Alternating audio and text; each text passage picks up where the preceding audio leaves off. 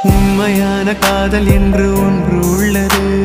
காலம் கடந்து போன பின்பு மண்ணில் வாழ்வது. காலம் எந்த கைப்பிடிக்குள் மாட்டிக்கொண்டது. காதல் என்னை விட்டு விட்டு எங்கு சென்றது. கடவுள் வந்து பூமி மீது வாழும் போதிலும் காதல் தோல்வியாகும் போது சாக தோன்றிடும். காதலின்றி பூமி மீது வாழ நேர்ந்திடும். கொஞ்ச நேரம் கூட நரகம் போல மாறிடும்.